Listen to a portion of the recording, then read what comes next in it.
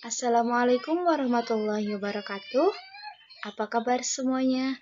Semoga kalian semua dalam keadaan sehat dan tetap semangat belajarnya. Nah, sebelum kita memulai pembelajaran, alangkah baiknya kita berdoa terlebih dahulu. Berdoa di dalam hati mulai.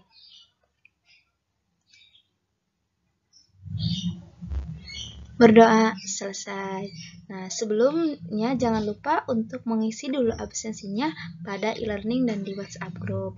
Nah, untuk pertemuan kali ini kita akan melanjutkan materi yang kemarin yaitu tentang elastisitas permintaan dan penawaran. Nah, untuk materi yang akan disampaikan pada pertemuan ini yaitu tentang struktur pasar. Adapun kompetensi dasarnya yaitu mendeskripsikan terbentuknya keseimbangan pasar dan struktur pasar, menyajikan hasil pengamatan tentang perubahan harga dan kuantitas keseimbangan di pasar. Nah, adapun untuk tujuan pembelajarannya, di mana setelah mengikuti proses pembelajaran, siswa diharapkan dapat menjelaskan pengertian pasar dan peran pasar dalam perekonomian Indonesia, dapat menjelaskan pengertian struktur pasar, dapat menyebutkan macam-macam bentuk struktur pasar. Submateri yang akan disampaikannya yang pertama itu tentang pengertian pasar dan peran pasar dalam perekonomian Indonesia, yang kedua itu tentang pengertian struktur pasar, dan yang ketiga tentang macam-macam bentuk struktur pasar. Nah, pengertian pasar, kita akan mengulas dulu materi yang kemarin tentang elastisitas permintaan dan penawaran. Ada yang masih ingat apa itu elastisitas permintaan dan penawaran? Elastisitas permintaan merupakan ukuran sejauh mana kepekaan atau tanggapan terhadap jumlah barang yang diminta ketika terjadi perubahan harga, baik itu harga yang bersangkutan ataupun harga barang lain. Kemudian, elastisitas penawaran merupakan perbandingan antara seberapa besar jumlah barang yang ditawarkan akibat dari perubahan harga. Nah, selanjutnya kita ke pengertian pasar. Apa itu pasar? Pasar secara sempit dapat diartikan sebagai tempat pertemuan penjual dan pembeli untuk melakukan transaksi jual beli terhadap barang atau jasa. Nah, berdasarkan jenis barang yang diperjualbelikan di pasar dapat dibedakan atas pasar barang konsumsi dan pasar faktor produksi. Pasar faktor produksi adalah segala sesuatu yang dibutuhkan oleh produsen sebagai input untuk memproduksi barang yang siap pakai. Nah, tempat bertemunya permintaan dan penawaran terhadap faktor produksi disebut pasar faktor produksi. Kemudian, tempat bertemunya permintaan dan penawaran barang konsumsi disebut pasar barang konsumsi. Ini adalah peran pasar dalam perekonomian Indonesia. Yang pertama itu sebagai sarana distribusi. Peran pasar dalam perekonomian sebagai sarana distribusi berfungsi memperlancar proses penyaluran barang atau jasa dari produsen ke konsumen. Dari mulai awalnya bahan baku, kemudian oleh pemasok dikirim ke produsen untuk diproduksi menjadi barang jadi, kemudian disalurkan oleh distribusi ke konsumen, yang mana distribusi ini adalah perantara antara produsen dan konsumen. Kemudian barang tersebut itu akan diperjualbelikan di dalam pasar. Nah, ketika pembeli atau konsumen membutuhkan suatu barang, mereka akan mendatangi pasar tersebut. Kemudian yang kedua itu ada sebagai sarana pembentuk harga. Nah, pembeli yang membutuhkan barang atau jasa akan berusaha menawar dari harga barang yang ditawarkan oleh penjual. Nah, sehingga terjadilah tawar-menawar antara kedua belah pihak. Setelah terjadi kesepakatan, maka terbentuklah suatu harga. Yang ketiga itu ada pasar sebagai sarana promosi. Pasar menjadi tempat untuk memperkenalkan dan menginformasikan suatu barang dan jasa tentang manfaat, keunggulan, serta kekhasan pada konsumen. Selanjutnya yaitu pengertian tentang struktur pasar. Struktur pasar adalah berbagai hal yang dapat mempengaruhi tingkat laku dan kinerja perusahaan dalam pasar, seperti halnya jumlah perusahaan, skala produksi, dan jenis produksi. Nah, struktur pasar yang kompetitif adalah struktur pasar di mana perusahaan-perusahaan yang ada di dalamnya sama sekali tidak mempunyai kemampuan untuk memengaruhi harga dan jumlah barang di pasar, di mana semakin lemah kemampuan perusahaan-perusahaan tersebut, semakin kompetitif struktur pasarnya. Nah, selanjutnya adalah bentuk-bentuk struktur pasar. Pasar persaingan sempurna dan pasar persaingan tidak sempurna. Nah, pasar persaingan tidak sempurna juga banyak sekali macam dan bentuknya. Ada pasar monopoli, pasar monopolistik, pasar oligopoli, pasar oligopsoni, dan pasar monopsoni. Nah, sekarang kita akan bahas dulu pasar persaingan sempurna. Yang pertama itu kita akan bahas tentang pasar persaingan sempurna. Pasar persaingan sempurna merupakan suatu pasar yang menggambarkan keadaan di mana penjual dan pembeli tidak dapat mengaruhi harga, sehingga harga di pasar benar-benar merupakan hasil interaksi antara permintaan dan penawaran. Nah, dengan kata lain, harga yang terbentuk adalah cerminan keinginan konsumen dan produsen. Pasar persaingan sempurna juga dapat diartikan sebagai suatu pasar di mana jumlah penjual dan pembeli sangat banyak dan produk atau barang yang ditawarkannya itu sejenis. Nah, adapun ciri-ciri pasar persaingan sempurna, yang pertama itu terdapat banyak pembeli namun tidak dapat mengaruhi harga. Nah, harga di pasar ditentukan oleh kekuatan permintaan dan penawaran. Berapapun jumlah barang yang dibeli oleh konsumen tidak akan berpengaruh terhadap harga. Yang kedua, terdapat banyak penjual. Nah, seperti halnya pembeli, penjual di pasar persaingan sempurna ini juga tidak mempunyai kekuatan untuk memengaruhi harga. Nah, dan biasanya juga penjual itu merupakan perusahaan-perusahaan kecil. Yang ketiga, barang dan jasa yang dijual bersifat homogen dan tidak dapat dibedakan. Nah, yang mana dalam pasar persaingan sempurna ini, semua produk itu terlihat identik. Pembeli juga tidak dapat membedakan apakah suatu barang itu berasal dari produsen A atau B. Nah, kemudian yang keempat itu adalah adanya kebebasan untuk masuk dan keluar dari pasar. Nah, jika pasar industri dalam pasar ini mendapatkan keuntungan yang besar, maka banyak perusahaan baru yang akan ikut masuk ke pasar. Begitu juga sebaliknya, jika pasar tersebut akan mendapatkan kerugian, maka pasti ada perusahaan yang keluar dari pasar tersebut. Nah, selanjutnya yang kelima itu adanya kebebasan untuk mengambil keputusan, dan yang keenam tidak adanya campur tangan pemerintah.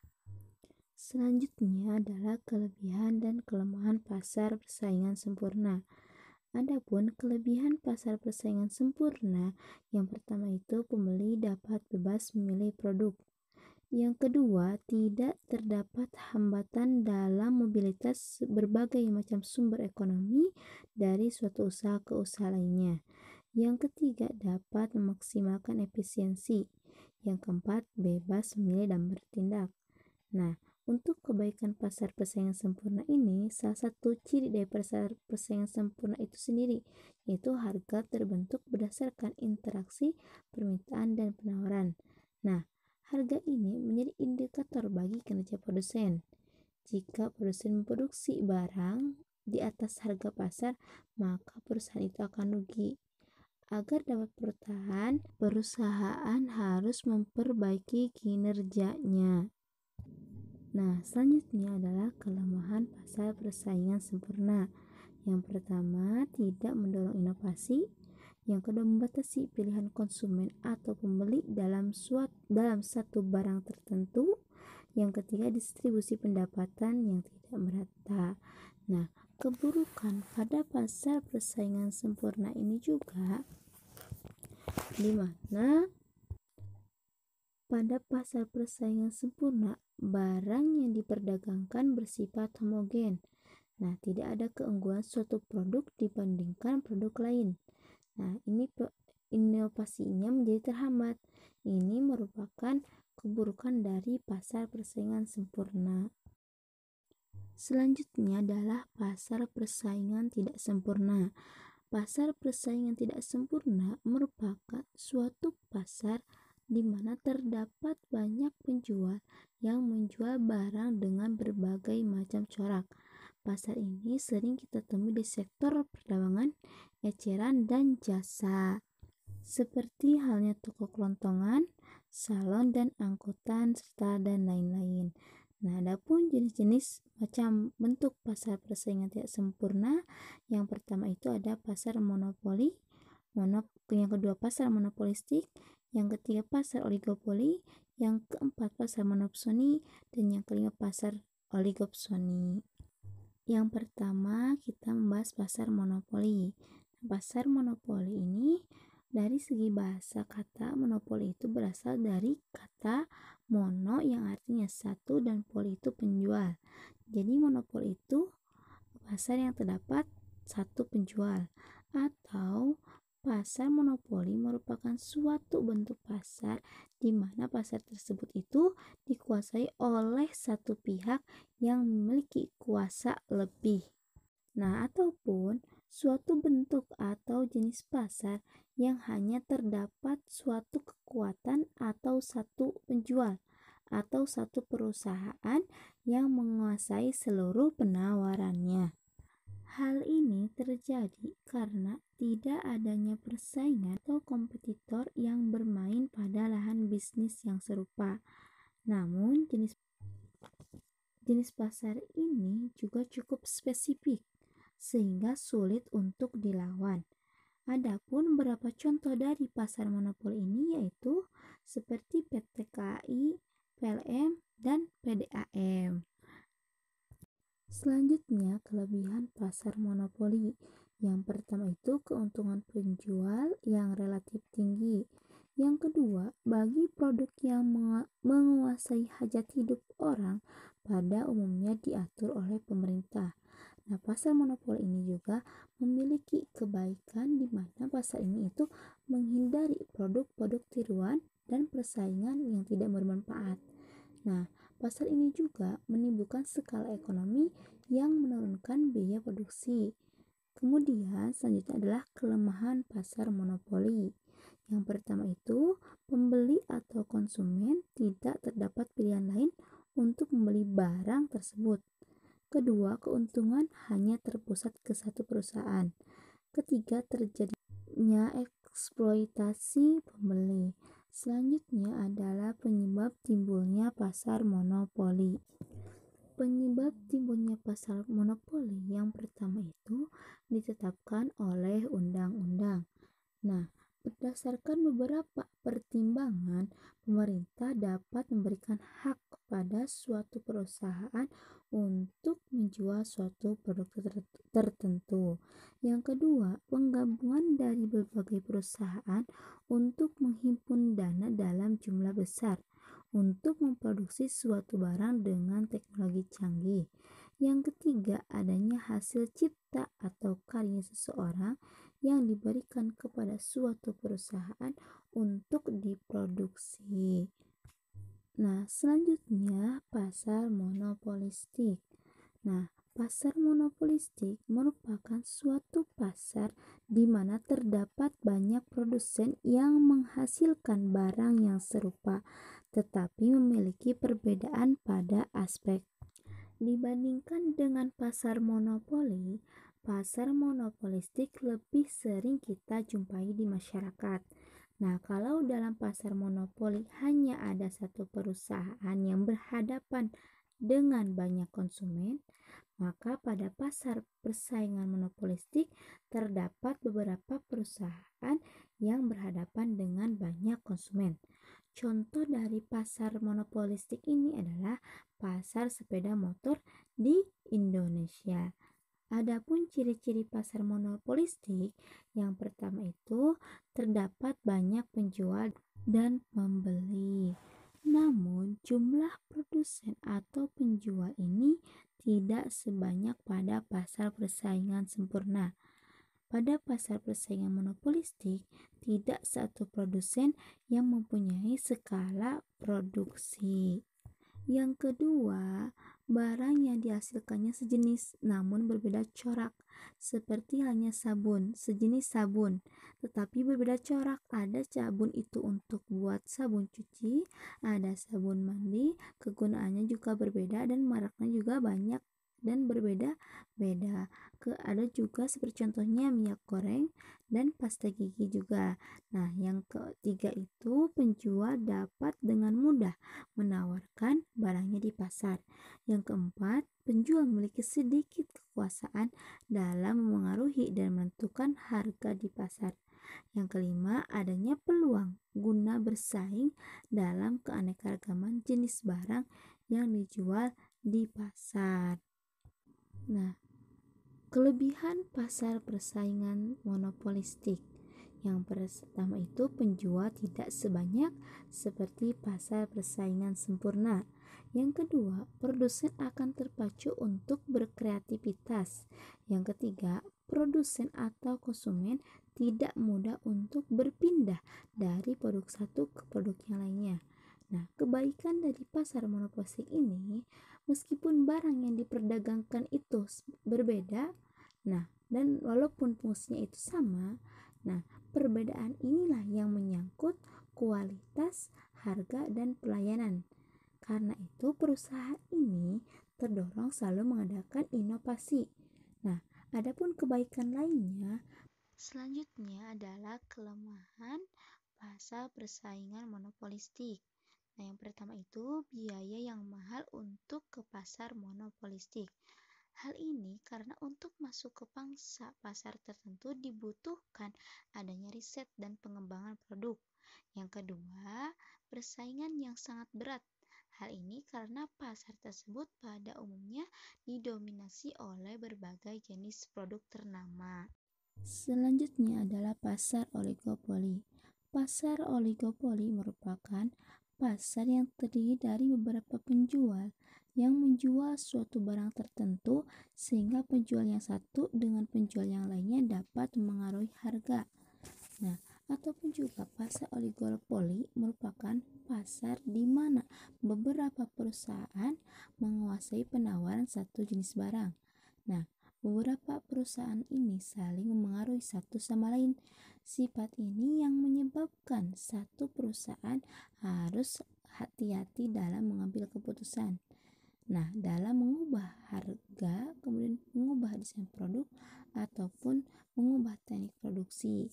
Nah, biasanya jumlah perusahaan pada pasar oligopoli ini umumnya lebih dari 2, tetapi kurang dari 10. Contohnya, pasar semen yang dipasok perusahaan Semen Indosemen, Semen Padang, Semen Tonasa, Holcim Indonesia, kemudian contohnya Honda, Suzuki, dan Kawasaki. Nah, selanjutnya ciri-ciri pasar oligopoli. Yang pertama, hanya terdapat sedikit penjual saja. Nah, seperti pasar persaingan sempurna, jumlah pembeli di pasar oligopoli sangat banyak. Yang kedua, produk-produknya berstandar. Yang ketiga, kemungkinan terdapat penjual lain untuk masuk ke pasar masih terbuka. Dan yang keempat, adanya peran iklan yang sangat besar dalam penjualan produk tersebut. Iklan adalah salah satu senjata ampuh bagi perusahaan-perusahaan oligopoli untuk bersaing dengan perusahaan lain, karena iklan sangat berpengaruh terhadap tingkah laku dan perubahan selera konsumen. Selanjutnya, kelebihan dan kekurangan pasar oligopoli. Nah, kelebihan pasar oligopoli. Yang pertama, barang yang dihasilkan memiliki beragam corak. Yang kedua, efisiensi di dalam menggunakan sumber daya pengembangan teknologi. Adapun kekurangan pasar oligopoli, yang pertama itu adanya persaingan harga yang ketat.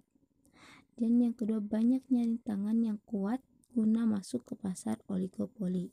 Selanjutnya yaitu pasar monopsoni. Selanjutnya adalah pasar monopsoni. Pasar monopsoni serupa dengan pasar monopoli. Hanya saja pasar ini dilihat dari sisi pembeli.